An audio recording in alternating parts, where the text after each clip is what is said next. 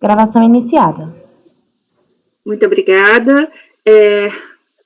Boa tarde, né? Nós estamos aqui antecipando em algumas horas o início da sessão da tarde do dia 23 de março de 2021, conforme autorizado pelo regimento, e vamos iniciar, em razão da antecipação, com os processos que não têm acompanhamento dos patronos. Então, nós vamos iniciar o julgamento do item 43 da pauta, cuja recorrente Usina Pumate S.A., de relatoria do Dr. José Adão. Dr. José Adão, por favor. Dr. José Adão, o senhor está sem microfone.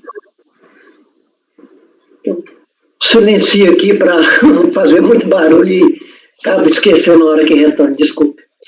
É um recurso voluntário contra a decisão da RJ Recife, que julgou em precedente, emanação de conformidade, interposto com despacho decisório, que deferiu pedido de recebimento de crédito prêmio do IPI. Até hoje falando em crédito prêmio, né? A DEF Recife deferiu o pedido sob o fundamento que o crédito prêmio do IPI foi extinto em 1º de maio de 85, por meio da portaria 176/84. Conformado com a defesa do pedido, a recorrente apresentou uma decisão de conformidade alegando razões assim assumida por aquela DRJ, abre aspas aí, que estaria litigando judicialmente a respeito do mesmo objeto ou pedido administrativo, consoante petições e decisões judiciais anexadas. Fecha aspas. Analisada a decisão de conformidade, a DRJ julgou-a improcedente conforme acordo assim emendado. Crédito prêmio, ressarcimento de benefício fiscal extinto, indeferimento, deve ser liminarmente indeferido ao pedido de ressarcimento, cujo direito creditório alegado tenha por base o crédito prêmio instituído pelo artigo 1º do Decreto-Lei 491/69.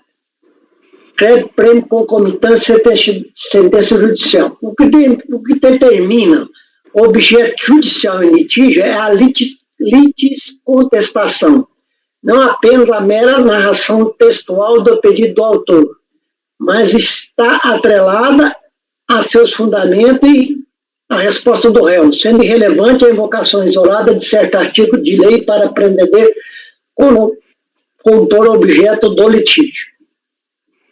Timado dessa decisão, vou interpor recurso voluntário insistindo no ressarcimento/compensação do valor prateado, alegando em si que a decisão judicial em primeira instância, proferida no mandado de segurança 99 e confirmado perante o TRF da 5ª Região, lhe garantiu o direito ao ressarcimento prateado.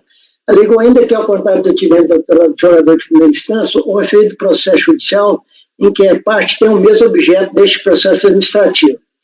Expendeu extenso razoável sobre o crédito prêmio, sua regulação e vigência, bem como sobre os julgamentos judiciais sobre essa matéria, concluindo ao final que faz uso ao ressarcimento prateado e, consequentemente, a sua compensação com débitos tributários próprios vencidos. E cito o relatório. A matéria em discussão nesta fase recursal restringe-se ao direito ao recebimento e compensação do crédito prêmio apurado para as competências de março de 90 a abril de 2000, conforme pedido às folhas 02. Inicialmente, tratamos que, ao contrário do entendimento da autoridade do jogador de primeira instância, concordamos com o contribuinte quanto à existência da concomitância entre a matéria discutida no processo judicial, mandado de segurança, número N, a 21ª Vara Federal de Pernambuco, e contribuinte à parte, e a matéria discutida nesse processo administrativo. A cópia do acordo RESP 672, carregada aos autos, comprova que a matéria em discussão neste processo é a mesma discussão no processo judicial. Aí, a partir disso aí, eu estou aplicando a súmula CAF número 1 para não conhecer do recurso voluntário do contribuinte. Ok, muito obrigada. Podemos passar à votação? A proposta do relator pelo não conhecimento. O item 43. Doutora Ari? Eu acompanho o relator, mas eu queria entender como é que ele tem crédito prêmio de 90 a 2000 se foi extinto em 85. Mas é questão para o judiciário resolver. Eu acompanho o relator. Muito obrigada, doutora Ari. Doutor Marcelo? Com o relator. Muito obrigada. Doutor Marco Antônio? Acompanho o relator. Obrigada. Doutor Salvador? Acompanho o relator. Ori, acho que tem uma decisão do Supremo dizendo que o crédito prêmio acabou em 90 ou 89, não lembro agora. E a própria lei 9.430 diz que crédito prêmio de IPI deve ser reconhecido uma declaração, uma compensação não declarada, né? Então, mas ele disse que tem crédito prêmio de 90 até 2000. Onde que ele arranjou esse crédito prêmio? Ele deve ter pedido no judiciário e perdeu, né? Acho que ele criou uma tese aí. Se isso está no judiciário, não tem. Eu acompanho o relator. Também acho, é lógico. Obrigada. Doutora Semiramis? Acompanho o relator. Obrigada. Doutora Sabrina? Acompanho. Obrigada, eu também acompanho. Então, a decisão é por unanimidade de voto não conhecer do recurso voluntário. Com isso, encerramos a votação do item 43 e agora passamos para o item 44. Não. Item 44 tem patrão. Então, vamos passar para o item 54, por favor. De quem que é? É meu. Já está na pasta. Se eu não me engano, o que ficou pendente é a questão da súmula 25, mas eu posso retomar o voto todo.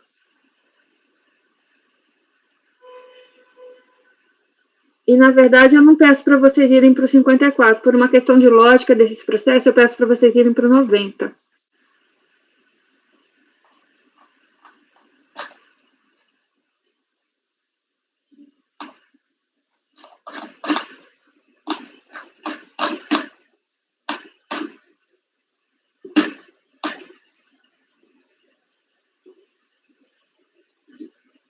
Que aqui tem até um resumo de todos.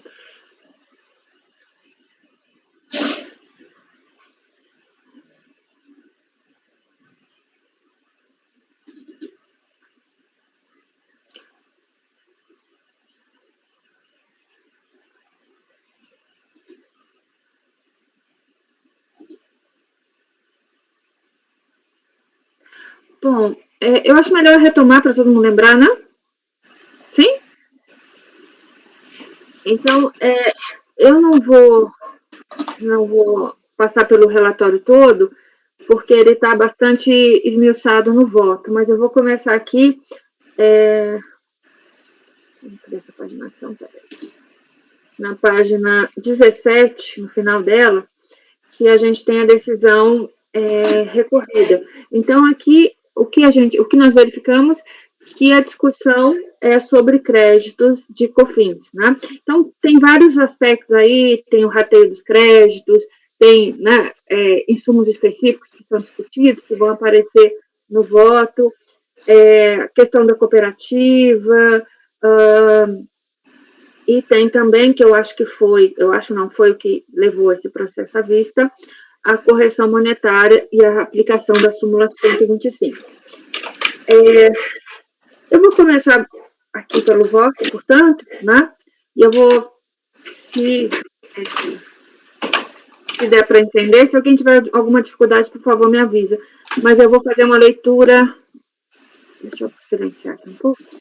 Eu vou fazer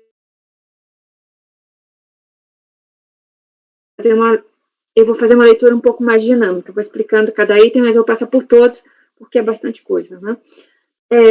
Então, tem algumas preliminares. Na primeira, eu coloquei só para não ficar sem resposta, porque, segundo a recorrente, a DRJ diz que não está sujeito às decisões judiciais, e aí eu explico que está, mas depende, né? Ou tem que ser em relação a esse contribuinte, ou tem que ser uma decisão que seja com repercussão geral, repetitiva, ou seja uma decisão para todos, né? E que alguma decisão específica, não mesmo. Então, eu só expliquei isso. Depois, ela diz que o ônus de prova seria do fisco, daí eu também explico que não, né, pela natureza desses créditos que ela está declarando. Bom, e aí a gente entra no mérito, né? Então, o primeiro item do mérito 2.1, do método de determinação dos créditos, né? E aí a recorrente, ela diz que identificou todos os insumos e despesas de produção que são vinculados à receita, né? E aqui ela está falando do leite, né, incluindo as embalagens, né? Em relação aos custos de despesas de uso comum, como energia elétrica, também houve rateio, isso que ela diz. Ela diz que a fiscalização inovou, utilizando critérios de rateio diferentes, né? Aí eu não vou ler essa parte, mas eu junto aqui, porque houve uma auditoria já, né, não foi aqui solicitada, foi pela própria DRJ, em que a fiscalização explicou esses rateios e me pareceram bastante adequados, então eu trouxe aqui os mesmos, eu não vi nenhum motivo para afastá-los, né, a não ser em relação a pontos específicos que vão ser tratados adiante. Então, num primeiro momento, eu aceitei esses valores que vieram, né, de uma diligência da DRJ. Bom, aqui a recorrente, ela tem venda de bens do ativo permanente e quer colocar nas receitas não cumulativas, né? O entendimento da fiscalização é outro, e aí eu citei até a base legal, e eu entendo que o entendimento da fiscalização é o correto, né? E eu transcrevo aqui a decisão recorrida e adoto em relação a esse item, né? Que é ativo permanente. O próximo item é o ato cooperativo e bem para revenda. Então, ela defende que, né, que ela é uma cooperativa, que as operações cooperadas não são tributadas, mas ela não entra no mérito dos produtos que foram glosados. E eu aí levantei, né, que me parece que é uma cooperativa de produtores de leite, e os produtos glosados estão aqui, né, começam, e aí está na ordem alfabética, então começa com absorvente feminino, achocolatado, açúcar, algodão, aginomoto, borracha, café, então, pizza, ervilha, salgado, pimenta, sabão. Então, eu entendi, na mesma linha da fiscalização, que esses produtos, né, não estão feitos à finalidade da cooperativa e que deve ser mantida a glosa. Então, foi esse meu entendimento. Bom, a gente tem um ponto aqui que aí eu estou alterando a decisão recorrida, que é do rateio indevido dos créditos vinculados exclusivamente à receita não tributada à alíquota zero. A recorrente afirma que identificou corretamente os custos de despesas vinculados exclusivamente à receita tributada, os custos de despesas vinculados exclusivamente às receitas não tributadas e os custos de despesas que são de uso comum e que tais informações constavam de forma detalhada dos arquivos digitais. A recorrente identificou como custo de despesas vinculadas exclusivamente a receitas não tributadas somente os empregados diretamente na operação do leite, né? Ou pasteurizados sujeitos à alíquota zero. Em nenhum momento foi considerado como exclusivos os custos vinculados a receitas com suspensão. A fiscalização entendeu que as receitas de revenda de produtos monofásicos tributados à alíquota zero e as receitas com suspensão da contribuição foram contadas no cálculo do rateio relativo às despesas relacionadas nas linhas 4 a 11 e 13 da ficha 12ª, pelo fato dessas despesas serem consideradas comuns também aos bens para revenda com tributação monofásica, alíquota zero, e as vendas com suspensão da contribuição.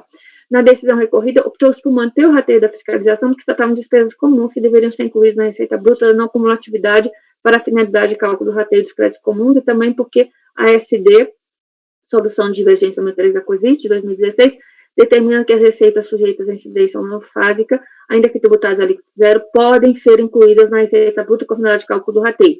Segundo os jogadores, a qual esse entendimento pode também ser aplicado às receitas com suspensão. Nesse ponto, eu entendi que assiste razão a recorrente por dois motivos. Porque a recorrente segregou os custos de despesa vinculados exclusivamente à receita tributada, CST 50, os custos de despesa vinculados exclusivamente à receita não tributada, CST 51.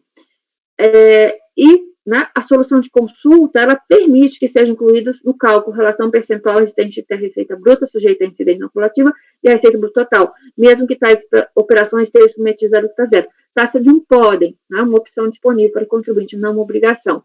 Por isso, né, em relação a esse item, eu entendo que a recorrente tem razão. Aí eu passo para o item seguinte, que é a saída com suspensão. O item seguinte, eu mantenho o entendimento, né? No que toca a direito de ressarcimento dos créditos vinculados à saída com suspensão, a recorrente repete as alegações da manifestação de inconformidade, sem considerar que, na adição a qual foi explicada a evolução legislativa, a base legal vigente, também a regulamentação e instrução normativa que respaldam o posicionamento da fiscalização. Considerando que o entendimento dessa coisa está perfeito e não foi questionado pelo recorrente, foi, né? Aí até tem que perguntar, vou escrever isso, porque ele foi da mesma forma. Eu adotei integralmente, né? Porque, na verdade, está explicada a evolução legislativa e o fundamento para a aplicação desse entendimento. E eu não vou ler aqui a decisão recorrida. Eu passo para o 2.6.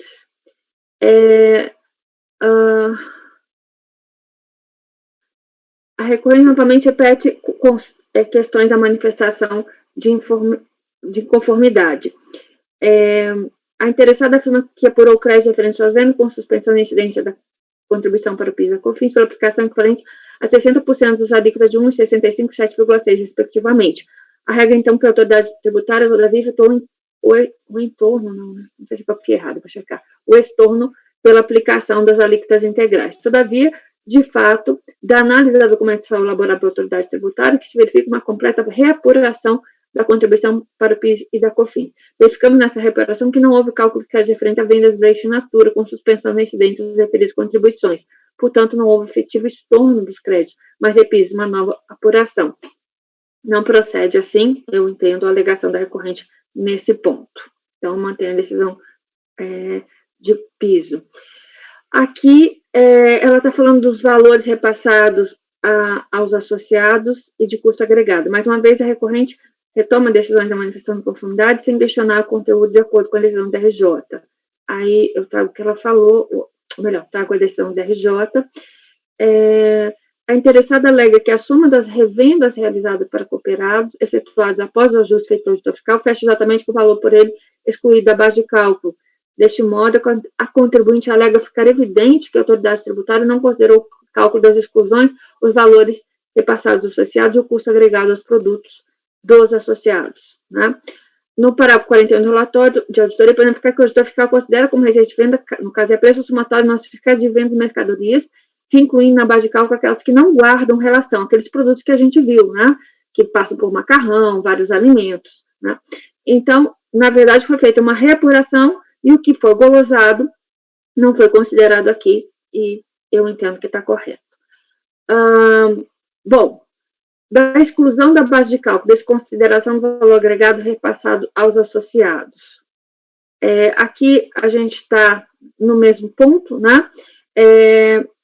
E ela quer excluir aqueles valores da base de cálculo, o que eu entendo também que não me parece adequado, em função das características dos produtos usados que não se enquadram na atividade essencial da recorrente. O item 2.9, ela fala do direito à correção monetária, né? E esse é o ponto, né? Então, originalmente, eu não mudei a redação aqui ainda, eu estava aplicando a súmula 125, né, do CARF, mas me parece, deixa eu ver se eu estou com ela aberta aqui, que em função, né, da decisão recente do STJ, com efeito repetitivo, recurso especial 1.767.945, como se trata aqui, né, de crédito de PIS e COFINS escritural, e esse recurso especial trata dessa situação com efeito repetitivo e manda, né, aplicar o índice a partir dos 360 dias, então, nesse ponto, a recorrente, me parece, tem razão, né? Então, a minha proposta aqui é dar provimento parcial. Então, na minha conclusão, está para dar provimento parcial em relação aos créditos vinculados exclusivamente à receita não tributária alíquota zero, e também agora, né, a minha proposta inclui o direito à correção monetária. Então, eu estou propondo, em conclusão, dar provimento parcial em razão de dois motivos, né? Em relação a dois pedidos, né? O desses créditos vinculados exclusivamente à receita não tributária alíquota zero e também, que vai acabar sendo em relação a eles, a correção monetária, a partir depois dos 360 dias. E é esse meu voto.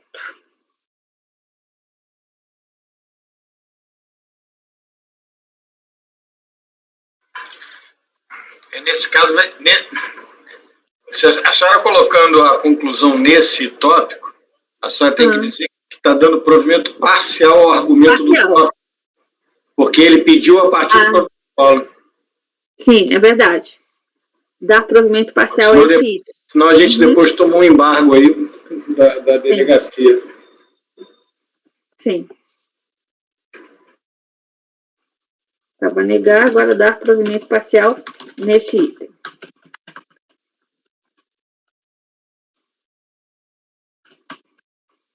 Obrigada, Marcelo. Mais alguma questão? Podemos votar? Podemos, doutora Ari? Então, a proposta aqui é por dar provimento parcial em relação a 2 pontos, né? Aos créditos vinculados, exclusivamente à Receita, e parcialmente em relação à correção monetária para deferir de acordo com o repetitivo do STJ. Doutora Ari? Voto extenso, parabéns, eu acompanho a relatora. Obrigada. Doutor Marcelo? Acompanho. Obrigada. Doutor Marco Antônio? Acompanho a relatora. Obrigada. Doutor Salvador? Acompanho. Obrigada. Doutor José Adão? Eu vou dividir em relação aos juros compensatórios aí, eu vou, enquanto estiver vigente a súmula 125, eu vou aplicar a súmula. Então, divido não quanto aos juros compensatórios. Contra os demais matérias, eu acompanho o seu voto. Muito obrigada. Doutora Semiramis? Acompanho, presidente. Obrigada. Doutora Sabrina? Acompanho. Muito obrigada. Então, a decisão do item 90 em relação ao primeiro item, por unanimidade, dar provimento parcial em relação aos créditos vinculados exclusivamente à receita não tributada alíquota zero, e por maioria, com divergência do Dr. José Adão, em relação à aplicação do repetitivo do STJ para dar correção monetária. Bom, com isso, nós encerramos a votação do item 90, e deixa eu olhar lá no começo que eu anotei que deveria ser o próximo.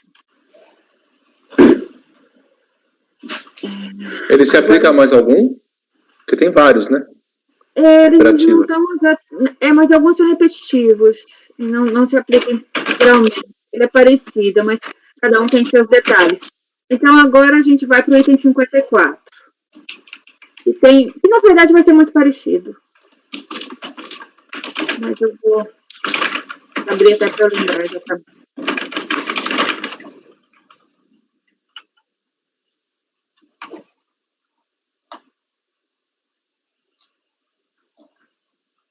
Aqui.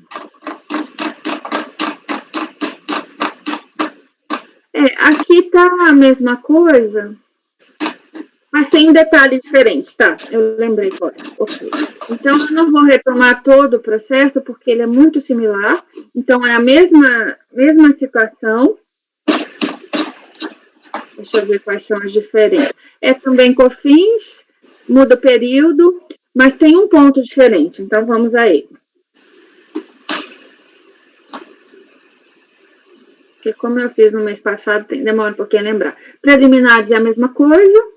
Ônus probante, mérito, item 2.1 é a mesma coisa. Inclusive, tem o cálculo que é desse processo específico. Item 2.2 é a mesma coisa também. Item 2.3 é a mesma coisa, os mesmos produtos, né, que houve a glose, que eu entendo que deve ser mantida. E aí tem então, item 2.4 é o mesmo, eu estou propondo dar provimento. Item 2.5 também é o mesmo.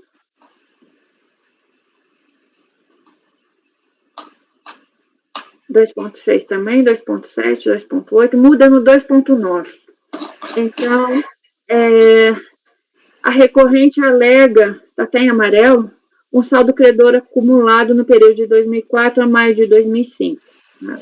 Defende a recorrente neste item que, com base no parágrafo 16 da Lei 8.116, de 18 de maio de 2005, todo saldo credor apurado por ela entre agosto de 2004 e maio de 2005 poderia ser objeto de um único pedido de ressarcimento, no caso elaborado quando o pedido de ressarcimento do segundo trimestre de 2005. Aí eu trouxe a lei, acho que eu não preciso ler. Assim, da análise dos dispositivos mencionados, adotamos o entendimento da decisão do PIS no princípio que o artigo 16 da lei permitiu o aproveitamento de créditos apurados anteriormente à sua publicação. Trata-se, como se concluiu, não de norma meramente processual, como a lei interessada, mas de norma de fato que otorgou um direito retroativo a seus destinatários. Permaneceu a necessidade de administração tributária e disciplinar os procedimentos por meio dos quais tal direito poderia ser exercido, e o fez por meio da IN 600 de 2005, que, em verdade, estipulava que cada pedido deveria referir-se ao trimestre calendário. Do contrário, a própria análise desse saldo restaria prejudicada, conforme o entendimento da autoridade tributária responsável pela decisão, entendimento com o qual eu concordo. Então, a minha posição é manter, mas eu trouxe também o argumento da recorrente, se alguém quisesse olhar.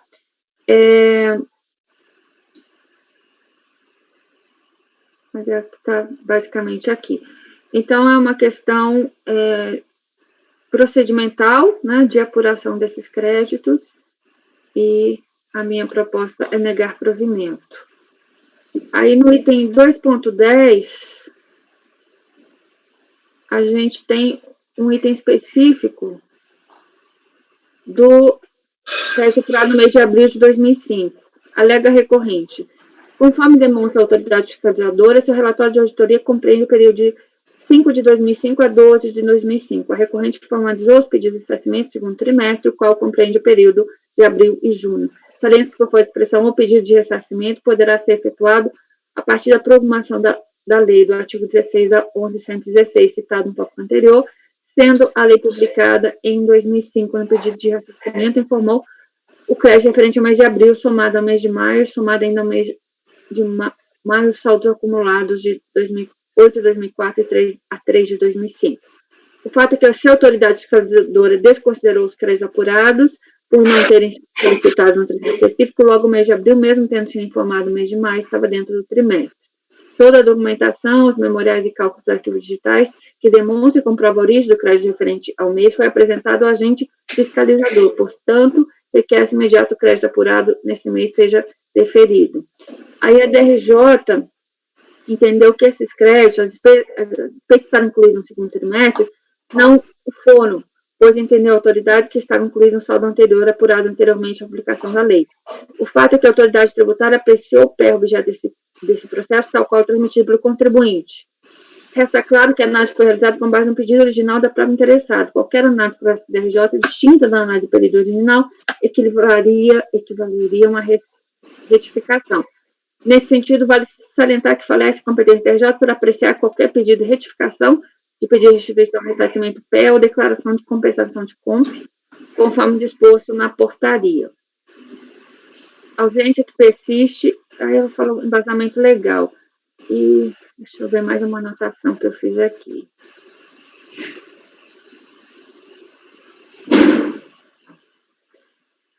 Então, me parece que aqui tem uma questão formal também de quando esses pedidos foram feitos em função da legislação vigente. Mas a minha proposta é manter o entendimento da DRJ nesses dois pontos. E por último, a gente tem de novo a súmula 125.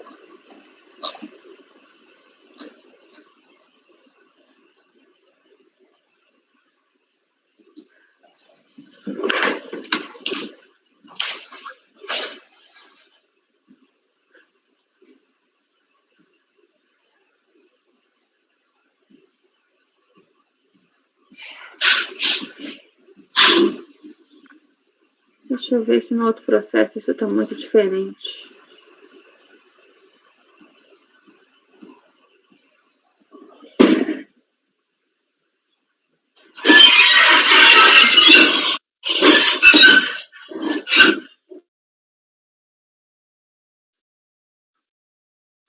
Então, tá, é só nesse processo que a gente tem esses detalhes. E caso a gente fosse, entendesse que caberia esse entendimento da recorrente, eu acho que precisaria de uma diligência aqui para entender o que já foi utilizado, o que não foi, como seria reconstituída essa situação.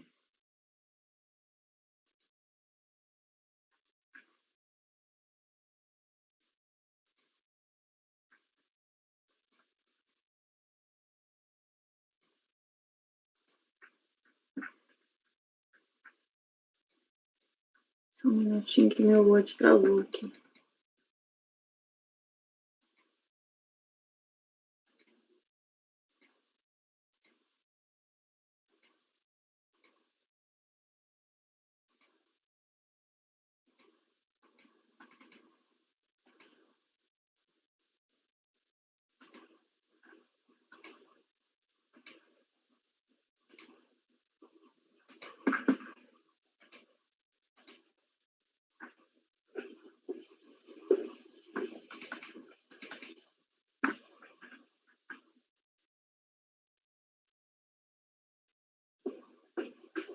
Ou seja, a fiscalização entendeu que a questão nesses 2 pontos não era o crédito em si, mas o procedimento que ela adotou e por isso não considerou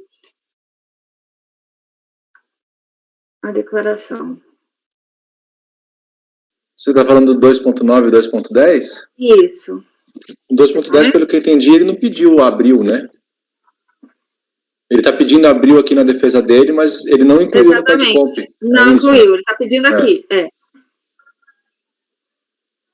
Então, agora do 2.9, ele incluiu no mesmo pé de comp os créditos que ele acumulou de agosto de 2004 até março de 2005, para usar apenas quando entrasse em vigor a 11.116, que era só em maio de 2005. E aí ele incluiu no mesmo pé de comp do segundo trimestre, é isso?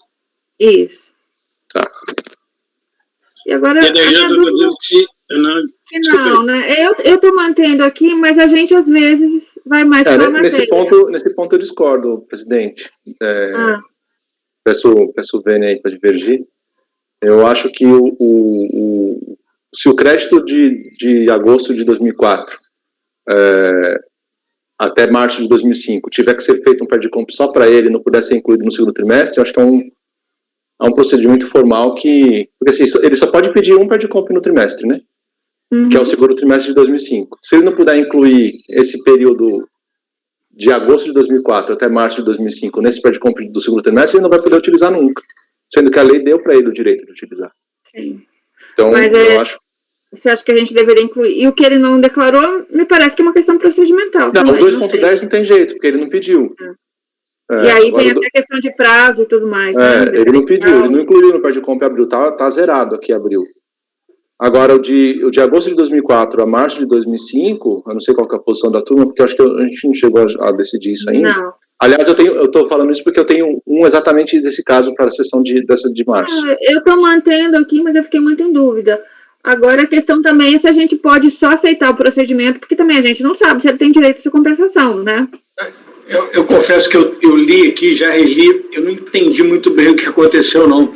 O crédito não é de abril? 2.10, o 2.10 é. Isso. O crédito é de abril. Aí você tá... Porque o que eu li aqui, no que eu estou vendo, é que ele não incluiu no pedido. Isso, eu tô achando que não, esse aí a gente já está concordando. O Salvador eu tô falando do 2.9. Ah, tá, então...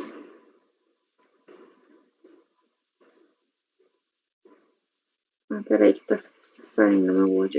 Deu um problema com a pasta T, porque a possibilidade de fazer o ressarcimento do crédito acumulado, pelo artigo 17 da 11.033, só pode ser, ele podia manter, né? Ele dava saída com alíquota zero, suspensão, e mantinha escriturado. Só que ele não podia fazer ressarcimento nem compensação. Essa possibilidade só veio com a Lei 11.116, que entrou em vigor em maio de 2005. Aí essa lei falou assim, olha, como a 11.033 já estava em vigor desde agosto de 2004, então aqueles créditos que você acumulou em agosto de 2004 até março de 2005, você pode fazer incluir no pé de comp. Mas só quando a Lei 11.116 entrar em vigor, que foi maio de 2005. Uhum. E aí veio a IN, eu não lembro qual é o número da IN agora, que ela fala que tem que ser um pé de comp por trimestre.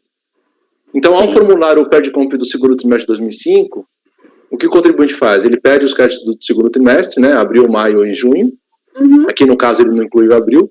E também pede os créditos extemporâneos de agosto de 2004 até março de 2005, no mesmo PERDCOMP. E aí, por uma questão formal, o fisco rejeita porque diz que tem que ser um PERDCOMP por trimestre. Mas aí ele aceitaria ele aceitaria, por exemplo, a apresentação PERDCOMPs para os trimestres anteriores. Eu acho que não.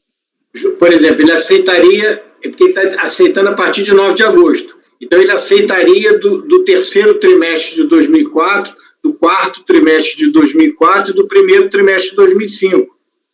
Entendeu?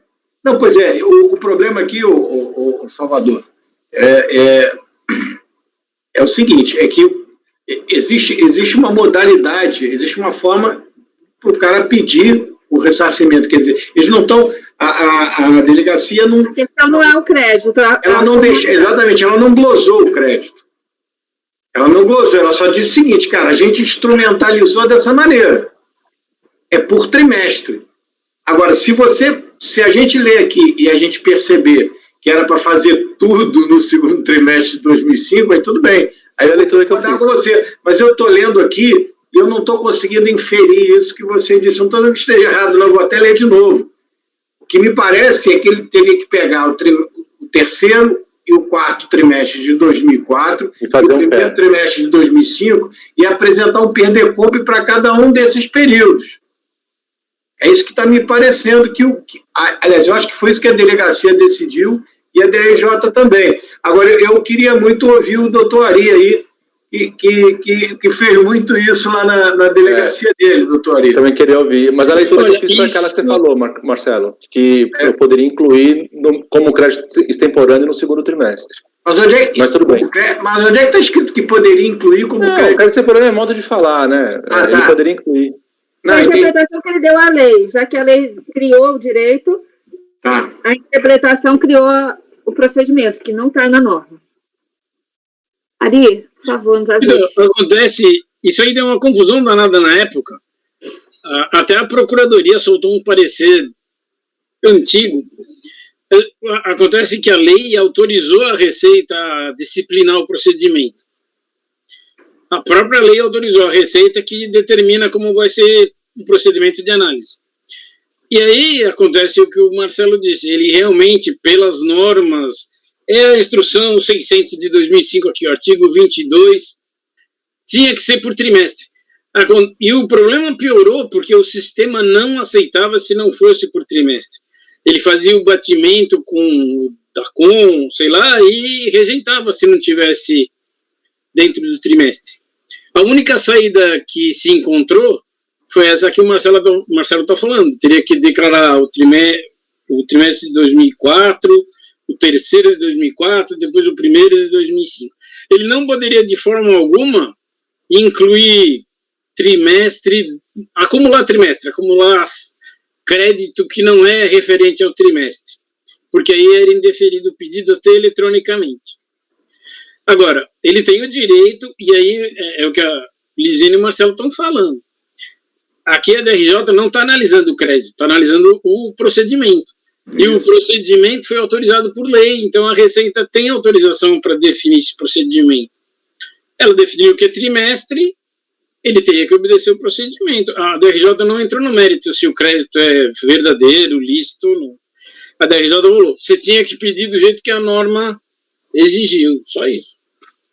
Mas se eu posso acumular no mesmo trimestre créditos extemporâneos de outro trimestre, por que eu não posso fazer isso nesse caso? Porque o sistema não deixa. Porque a norma porque a norma veda. E a norma veda, não pode. Salvador, a gente também tem que conceituar, titular direitinho o que é o crédito extemporâneo. O crédito extemporâneo é aquele que era de abril, mas você só registrou, só computou na base de cálculo um ano depois. Isso é um crédito extemporâneo. Diferente disso é você ter computado na base de cálculo no mês correto, porém não ter apresentado na PERDCOMP correspondente ao trimestre em que foi reconhecido, porém num 3 trimestres depois. Então isso aí não é crédito extemporâneo. Não, eu só estou fazendo um raciocínio para a gente pensar aqui. Se crédito extemporâneo eu posso incluir no mesmo trimestre, Por que esse que a lei permitiu um bloco específico no tempo? Olha, agosto de 2004 até março de 2005 você pode ressarcir apenas a partir de maio de 2005? Por que eu não posso incluir tudo num pé de compra só do segundo trimestre? Porque foge do trimestre. Porque fere a regra. Você teria que fazer um outro pé, um pedido de ressarcimento específico para esse período. Você não pode pegar esse período que você acumulou e juntar com o trimestre de hoje que você está pedindo. Você teria que fazer um pedido separado para o seu saldo credor acumulado. Então, mas aí eu acho que é um formalismo excessivo, né? Mas, é mesmo. Salvador, quando a gente cansa aqui, o que mais a gente faz aqui é contrariar a instrução normativa para preservar o direito creditório. Isso é o que a gente mais faz aqui. É o que a gente mais faz, tá certo? Agora, esse caso aqui esse aqui não é um caso desses. Porque o direito creditório dele está preservado, ele computou na base de cálculo. Ele computou na base de cálculo que apurou um saldo credor. Que ele não pediu o ressarcimento do jeito que a Receita Federal determinou. Mas ele pode ainda, enquanto estiver escriturado, pode ainda não ter aquele prazo? Pode. Lembra que você discutia com o Inderlei se tinha prazo, se não tinha prazo? O Inderlei acho que não tem prazo para pedir. Sem dúvida que pode. A lei autoriza. Ele pode pegar o seu poder pedir. Não, tem prazo para pedir, sim. Claro que não, tem prazo, mas pode. Não, pode pedir. É que o Salvador perguntou, não tem prazo? Não, tem prazo. Você não tem prazo. Infelizmente, se não tem prazo, é para a Fazenda analisar, né? Se a Fazenda quiser analisar 20 anos depois, ela pode. Não tem prazo porque é extemporâneo, né? Você pode utilizar ele até... Mas tem prazo para apresentar a decompre. O pedido de ressarcimento. Eu estou falando do crédito extemporâneo aqui porque, no meu caso, o fiscal chamou esse bloco de agosto de 2004 até março de 2005 de crédito extemporâneo. Ele deu essa rotulação. Não é, né? É do que a gente conhece como crédito extemporâneo. Isso não é crédito extemporâneo. Crédito extemporâneo é aquele que ele quis dizer assim, que crédito extemporâneo porque é um crédito de outro trimestre aproveitado no trimestre subsequente. Então, ele quis dar essa mesma rotulagem, né? Mas tá errado. É como o Marcelo falou, crédito extemporâneo é aquele que você não escriturou na época certa, né? E eu imagino também que esses procedimentos, e aí eu estou pensando alto aqui, mas que essa separação, que esse controle, que o sistema acaba engessando, são parâmetros também para o controle fiscal depois, né? Porque eles vão ficar separados, vão talvez passar por uma malha diferente. Eu acho que não é só indeferir porque seguir o procedimento. Porque, assim, quando você tem um crédito escriturado na não cumulatividade, e você pode utilizar para deduzir, enfim, vai indo, realmente ele está ali, ele não teria prazo para você fazer um pedido, né? Mas tinha essa discussão, eu lembro, com o Inderlei até, que o Inderlei achava que não tinha prazo para pedir o crédito da não cumulatividade porque não tinha uma lei. Se estivesse já escriturado, né? Tem prazo para você escriturar um crédito extemporâneo. Por exemplo, depois de 5 anos ou 6 anos, você verificou que 6 anos atrás você tinha um crédito e não escriturou, você não pode escriturar mais porque passaram 6 anos.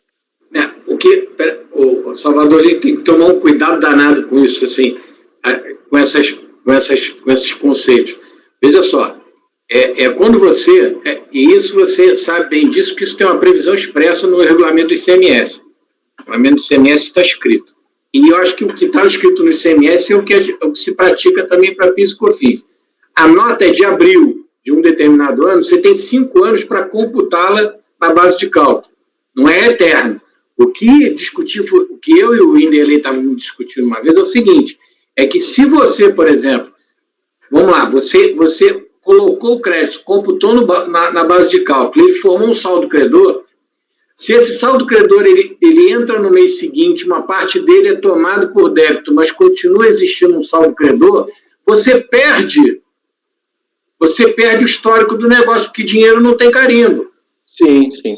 E aí o troço vai levando, que é o mesmo caso do saldo credor do ICMS, é o mesmo caso do saldo credor do IPI, entendeu? Mas era isso que eu estava dizendo, eu disse errado, era isso que eu estava dizendo. Aí ele vira eterno, entendeu? Só que aqui, se eu estiver errado, doutor Ari, que é o mestre na matéria, aqui a fiscalização ela identifica o crédito pelo momento em que ele é gerado para determinar que, o crédito gerado em abril tem que ser, o pedido de ressarcimento tem que entrar no segundo trimestre, não é isso, doutor Ari? Ele, até a DRJ citou aí, tem o parágrafo único do artigo... Como é? Parágrafo único do artigo 17 da 11.033. A própria lei diz que ele só pode aproveitar trimestre e calendário. Então, é exatamente isso. Se a nota foi emitida em abril, o crédito referente a essa nota tem que ser pedido num pedido referente ao segundo trimestre. Essa divisão por trimestres foi a própria lei quem criou. A Receita só disciplinou a forma de apresentação do pedido. É verdade, isso está na lei. Isso é verdade. A lei criou essa trimestralidade, não sei porquê, e disse o seguinte: a Receita Federal vai disciplinar as formas de apresentação do pedido, de como vai ser analisado, e ela disciplinou por essa instrução normativa. Mas ela não desobedeceu a lei, por isso que a instrução não foi nem questionada. O parecer da Procuradoria, se eu lembro na época, foi o seguinte: a instrução normativa tem base legal, porque a lei fala em trimestre, a instrução normativa só repetiu a lei. O que a instrução normativa fez foi disciplinar a forma de apresentação, que é essa aí, que o Marcelo acabou de dizer. Você está certo, Marcelo. Obrigado, doutor Ari. Ok. Então, depois dessa discussão, a minha proposta é realmente manter o entendimento da DRJ nesses dois pontos, né, em função dessa formalidade que, bem lembrada, que é legal, e mantido isso, ele fica igual ao 90. Ou seja, temos os dois pontos, né, temos a súmula 125 e também crédito vinculado exclusivamente à receita não tributada e alíquota zero. Então, eu proponho provimento parcial, né, da mesma forma que o item 90.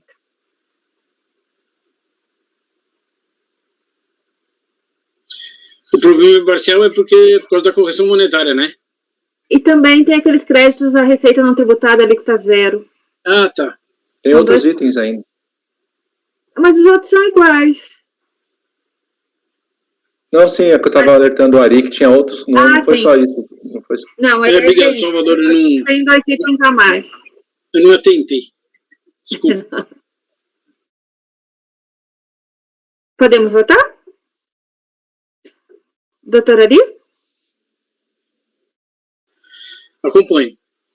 Obrigada. Doutor Marcelo? Acompanhe. Obrigada. Doutor Marco Antônio? Acompanha. Muito obrigada. Doutor Salvador?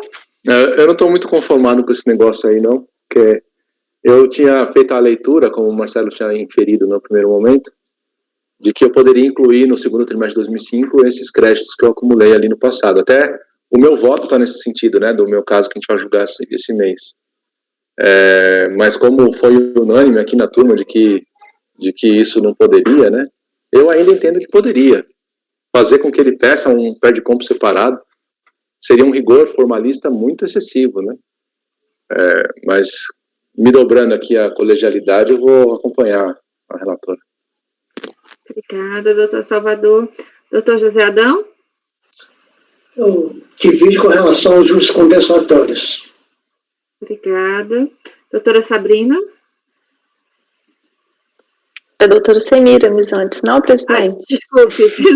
Doutora Semiramis? Acompanhe, presidente. Obrigada. Doutora Sabrina? Acompanho. Obrigada. Então, a decisão é dar provimento parcial, unanimidade de votos em relação aos créditos vinculados exclusivamente à receita não tributada e alíquota zero, e por maioria em relação à aplicação do repetitivo do STJ sobre correção monetária. Bom, com isso encerramos o item 54. Vamos passar para o item 55, da mesma recorrente, Cooperativa Mista Produtores de Leite de Morrinhos. E, na verdade, o item 55 ele é idêntico ao 90. Ele só tem uma diferença que no 90 a própria recorrente apresentou aquela lista de produtos discordando da glose que ela não apresentou. Mas eu estou presumindo, né, que ela não concordaria em relação aos mesmos itens, que ela não identificou, de forma que a decisão é a mesma. Ou seja, dar parcial provimento, deixa eu ver aqui embaixo, em relação aos créditos vinculados exclusivamente à receita não tributada alíquota zero, e também para a aplicação do repetitivo do STJ em relação à correção monetária. Então, esse é meu voto em relação ao item 55. Podemos votar? Doutora Adi, por favor. Eu acompanho o relator. Salvador, é que você está preocupado com o direito, né? Mas aí tem que botar a forma acima da essência. E ele não vai poder usar por conta do prazo, né? Já estamos em 2021. Não pode. Eu acompanho o relator. Obrigada. Doutor Marcelo? Acompanho. Obrigada. Doutor Marco Antônio? Também acompanho. Obrigada. Doutor Salvador? Acompanho. Só um minutinho. Obrigada. Doutor José Adão? Difícil quanto aos juros compensatórios. Muito obrigada. Doutora Semiramis? Acompanhe, presidente. Obrigada. Doutora Sabrina? Acompanho. Muito obrigada. Então, a decisão é dar provimento parcial ao recurso voluntário por unanimidade de votos em relação aos créditos vinculados exclusivamente à receita não tributada e alíquota zero, e por maioria, com divergência do Dr. José Adão, em relação à aplicação do repetitivo do STJ para correção monetária. Bom, com isso encerramos o julgamento do item 55. E eu acho que encerramos a sessão?